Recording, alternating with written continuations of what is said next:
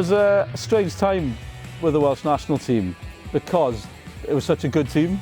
You know, we had world-class players in there, Southwell, Kevin Ratcliffe, Ian Rush, Mark Hughes, Dean Saunders. Giggs, we all saw as the great hope. And they were people who, if you were involved in sport, you looked up to as idols. Weirdly, it was an enjoyable time, even though they didn't qualify for anything. We had some great results, didn't we? You know, I remember particularly winning up in Scotland 1-0 at Hampden Park when they had a good team, and then hammering Spain at the racecourse when Rushy scored twice and Mark Hughes the memorable volley. There's that time where they beat Germany and then they beat Brazil, and you just thought, this is easy now. You know, Terry Oreth seemed to be building something. You had, you know, the euphoria between Spain and England back in the 80s at the racecourse. But it was a good period. It was a great period, really. Some memorable results. There was suddenly the talk of this threat to the national team, that if you didn't have a national league, you couldn't have a national team. Although we had a national team, we had no league of our own. I remember there was a lot of arguments about African countries didn't see the situation as being fair, and the UK, maybe they should have one team. So that would see the end of Wales, Scotland and Northern Ireland playing. Now, luckily that motion wasn't passed, but the threat was real at the time. Losing the Welsh national team would have just been, well, it's unthinkable. You know, I think that was one of the catalysts for, you know, the formation of the League of Wales.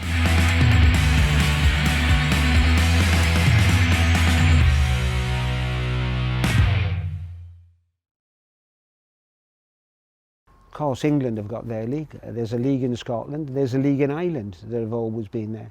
But we didn't have a national league. We had a Welsh league, North and South, but we didn't have a national league. We were one of the few nations who didn't have our own national league. I think Liechtenstein's the only other one who's in the same position, still are in the same position. With the geography of Wales, it's a bit complicated, I guess. It's hard to get to North and South, but it's still, when you see all the other countries, it's weird that Wales didn't have that national league.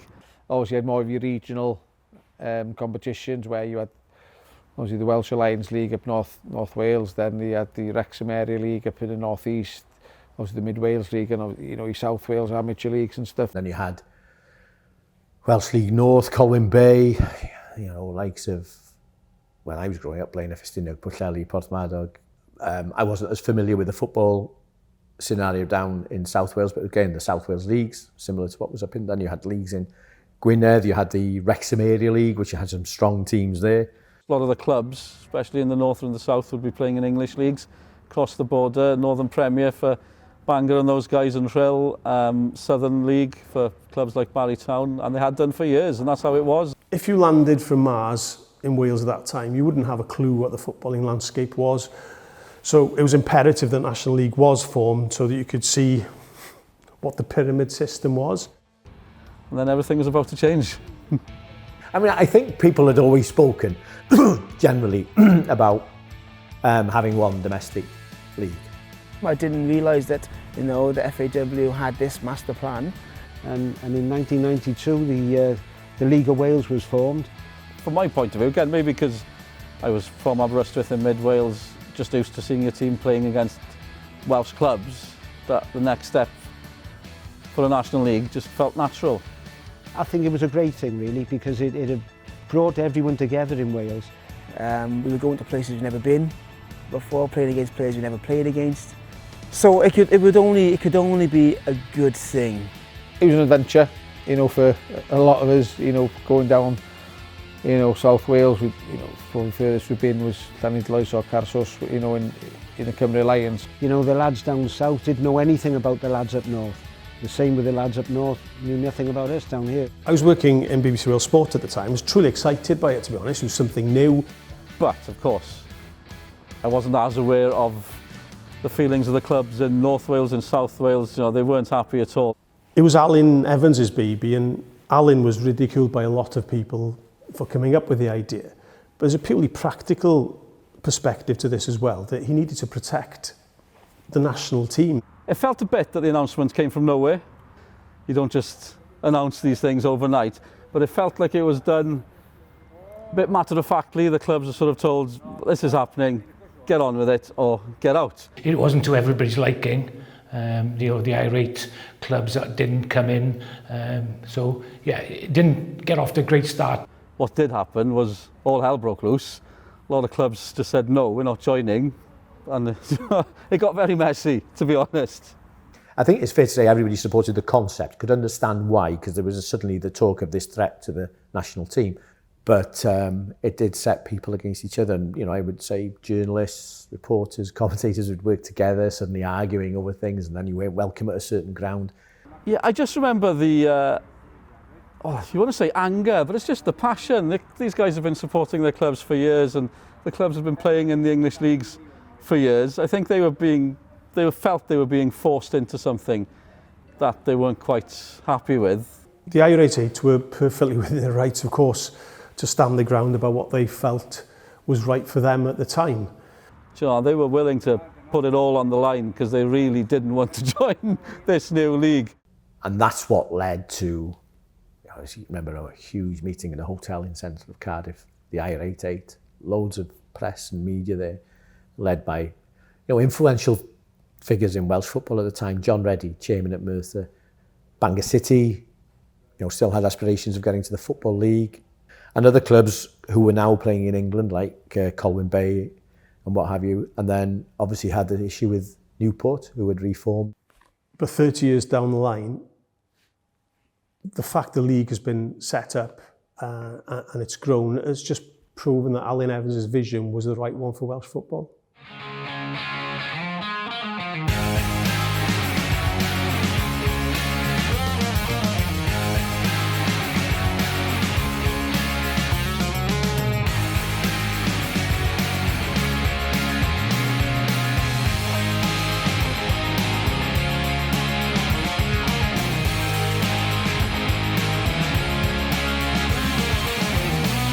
The teams, the grounds, gosh, it was great. I loved Abergavenny Thursdays, you know, Bangor City were down and made the decision to come back. Ernie Wally was their manager. I remember going to watch them into Cardiff, at Leckwith in the early games. And you see Bangor City was seen as the team who'd win it because of their history and their tradition and their fan base and Farrow Road and everything. And into Cardiff battered them 4-0. You know, and there was about 700-800 there on a Sunday afternoon. And you thought, oh, this is good. There's many games that stuck in my head. For me personally, probably scoring at Abergavenny when we were really up against the Cosh. I think I scored a header. At that time, watching Aberystwyth, it was just fun, and they had a really good first season as well, which really helped. One of the best seasons Aberystwyth have had in the league was that first ever season. They could have gone all the way and won it. Tommy Morgan was player manager, so Tommy was a bit of a legend. Kevin Morrison as well had the season of his life, a great goal scorer. He got injured at a crucial point in that season, and I know a lot of Aberystwyth fans still think that if he hadn't been injured or if they'd have strengthened, they could have won the league that year. What might have been? We had a bit of bad luck injury-wise. You know, our top scorer, top striker, Kevin Morrison, broke his collarbone against Jesus, and we sort of, you know, he missed like 17 games, came back for the last game of the season, bagged a hat-trick. So it shows how important he was for us, and to miss him for, you know, 15 games or so. Probably, you know, we might have pushed it if, you know, but in football, everybody says if. We always used to seem to have a battle. Leighton James's Lannetley were always tough to beat.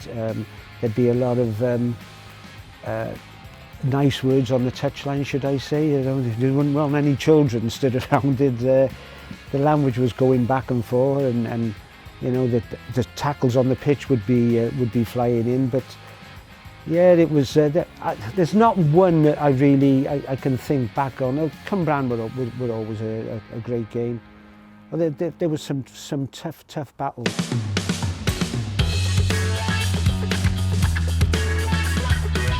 Oh God, that's hell of a strike. I think that was Phil McNeil. It's great to see challenges going in, on the keepers especially. They get away with murder today. Where's this now? Is this Bangor? Oh, there's a bit of a fight. Yeah, there was always a bit of a scrap. Yeah, it was. Yeah, it was a very, very physical league. A very physical league. Yeah, I do recall that.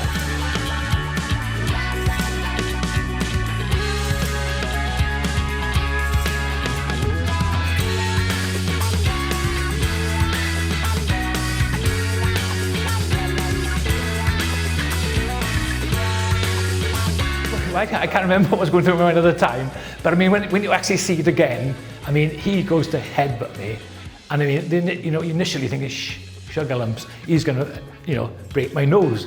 I think he probably didn't make contact, or it was very minimal. Obviously, it's not something I'm proud of. I fell over, and he got his revenge, Ashley Griffiths.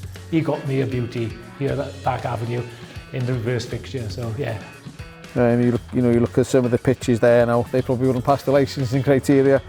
What I alluded to, the pitch, on Stebbin Heath, how heavy it was, Welsh squad, they were heavy. I know they were in the league in the first season, but Carsos was heavy pitch, and then you come then to the summer months towards the end of the season, and the pitches dry out, there's been no grass on, it's been cut up through the winter, and it was just like sand or, bone dry like playing on concrete. So, you don't get those types of pitches these days. Oh, look at the muck in the penalty area there. That's a great goal. These pictures are our first game of the season, really, against Jesus. You have to feel sorry for the cameraman, haven't you? The gantries. I mean, I stood on quite a few gantries, and people go, "Oh, it's a lovely job you've got." It's not, my friend. It's blinking cold up there in the winter, and the wind, no background. Is it wide open? I do actually feel sorry for cameramen, because they have a real tough job. It's a tough one, the quality of the football, because it felt good at the time. It felt competitive, sort of edgy as well. The ability of footballers then, taking into account the quality of the pitches they were playing on, I just don't think should ever be underestimated. Yeah, there were certainly some very good footballers, and maybe the grounds and the pitches didn't help them as much as they could have. Good players can play on any surface. You have to adjust. One thing you never did was complain about the pitch. That was never a question. You just had to adapt to the way you played and get on with it, and I think we did. Though I think it did affect the way teams played. I remember Newtown had a very good team, lovely passing team. Brian Coyne was the manager, and he'd say, in training, pass, and then he said, we get to a game on Saturday, lump it, because you didn't have. So all the principles and everything they'd worked on in midweek, was just get rid of it, because so they'd go out of the window, because you couldn't do that on the nature of the pitches that you had in the league at the time. So yeah, I suppose for coaches and managers like Brian, it might have been a bit of an issue in terms of the way they wanted to play. There were a lot of good stadiums. He's played on the rugby pitch at FAWales, Cwmbran, again, Athletic Stadium, same down in Leckwith in Cardiff. Llanelli had a good stadium, Aberystwyth. After being an athletic stadium, this was actually a football stadium, and there was over 1,000 people here, in this stadium, and it was packed, friends, family, children. It was an absolutely fantastic atmosphere. Playing at home at Park Avenue was always a big advantage, as a player here and as a manager. When the crowd get behind you, it was a big advantage. And actually, it had the reverse effect sometimes, because teams were coming here with a lot less following than we had, and obviously they would raise their game coming here, because having a big crowd always inspired them as well. So it sometimes had the reverse effect. But you got to meet so many new people, as you say, go to Stebbin Heath, go to these grounds that you hadn't been to before. Abergavenny Thursdays was spectacular, with hills behind, spectacular scenery. Porthmadog were in the league,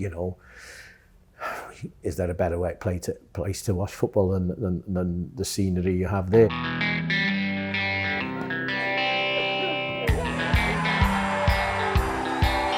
That's the goal there, is it? Yeah, Wayne Goodrich. Yeah, that's the goal. Jimmy Blackie lifting the cup. It's fantastic. Yeah, great header by Wayne Goodrich. And a massive celebration, because we knew exactly what we had achieved at that point. For Cwmbran to win that inaugural season under the guidance of the late and great Tony Wilcox was really special. Of course, Cwmbran went on. I was down at Llanelli when they won it, when I think Jimmy Black scored, and they won the league. I wanted to win. I wanted to be competitive. I wanted to win the league. But if there's anyone you'd think, well, good luck to him. And I'm glad they were. It's for Tony, and that will always be Tony's memory, really. That he was the manager of Cwmbran Town, who were the first winners of the League of Wales. That's what I remember mostly about that first season, is Cwmbran Town. They had a lovely individual as manager, Tony Wilcox. Passionate, understood the game. And they had a very, very good team as well. I'll take nothing away from them. They thoroughly deserved to win it. It was incredible. From a club's perspective, I probably don't think that we realised what we did at the time. But it could never be taken away from us. And I think nobody expected us, Cwmbran Town, to win the league. And we did, and we did it because of the hard work we did and because of the manager we had and all the staff members that were involved in it. I still got the trophy today. It's pride of place in my house, and it always will be, regardless of whatever I do in football. The title race between Cwmbran Town and Inter Cardiff, and I was delighted that Cwmbran won it because of Tony Wilcox, really, and the team that he had with him. The coverage was interesting at the start, the media coverage, where you weren't used to seeing cameras at games. There weren't many, but it was still a change. You're very aware that this was being covered. The BBC were sending cameras, they had reporters on radio. You'd see the games on Wales on Saturday and a Saturday afternoon. You'd see yourself dancing behind the goal if it went in on the right end. But at the time, BBC Wales was the only one who really, in terms of the media and the broadcasters, showed it the respect it deserved. Could have done more in terms of, which they did later on, but in terms of there was roundup with Medwyn Hughes was a good roundup, and then showing highlights of one game. I was lucky. I worked for the BBC production team who produced a Club Pale Droid, it was called, for S4C, and we only covered 4 games every week because of budget constraints. So when Scorio started and S4C took control of that programme themselves through a production company called Rondo, there was more consistency, there was a commitment to cover all of the games, be it most of them on single camera, and that was an absolutely fundamentally massive move to improve the image of our National League. Oh, it's so professional now. It looks professional in the way it's covered. Going back in the day that you'd have one cameraman and, the ball would go out there and he may follow it that way and the ball's come back this way. But now they've got cameras everywhere. They've got all the angles covered. And the technology's changed as well, so that's helped immensely. It used to be, if you wanted to cover a live game, well, it still is to an extent, but it's very expensive. The BBC would rock up with their lorries and their trucks, and it was a big old event, so to speak, where these days, obviously the main game's still big coverage, but you can go to different games even with one camera if you need to. You could even stream a game live even with one camera. It's not ideal, you'd prefer to have more cameras, but the way things have changed, the coverage and the technology around that has just been staggering, really. The fact that S4C show almost 50 live domestic games here in Wales per season is just a fantastic commitment, and I think there's an acknowledgement as well that the association needs to be applauded for trialling a lot of digital games, which some people were opposed to initially, but that project has worked fantastically well, and it sort of acknowledges that people are now consuming their sporting content in a different way. And if the league's going to flourish and get to that next level, then obviously it has to be, ahead of the game when it comes to broadcasting our matches. It still feels like yesterday when it all started, but then you pinch yourself and realise 30 years has flown by. Sometimes you don't notice the change, it's gradual. But then when you stop and take a step back and look back at how far this league has come, it's staggering. It's still quite a young league. So I think we expect a lot, and naturally people still complain about the standard and the crowds, that's the big one. And there were big crowds back in the early days, that has been an issue, definitely. But standard of the football and the facilities has just changed beyond belief. My gosh, if somebody told me 30 years ago that we'd have a stand gantry, you know, seating virtually nearly all the way around the ground, etc. I would not have believed them. So it's, you know, it's come on in leaps and bounds. So yeah, I think the league has got better. I think the FAW have done some good things in it. I still think there's a long way to go, particularly from grassroots up, which I know they're trying to look at. Structure's got better, media's got a lot better. Individual ability of the players, maybe not. I think it's a better say. The clubs are more professional. The players, I speak to a few lads who were involved and they said, you know, they got their own physios. Now it's a real good professional, well-run clubs with the players being well looked after. Yeah, it's just terrifying to think what wouldn't have happened, where would we have been if we hadn't set up this league all those years ago. It's so important that we have it. And it keeps Wales, you know, on the world football map. You know, having that space in European Cup competition, I think is invaluable.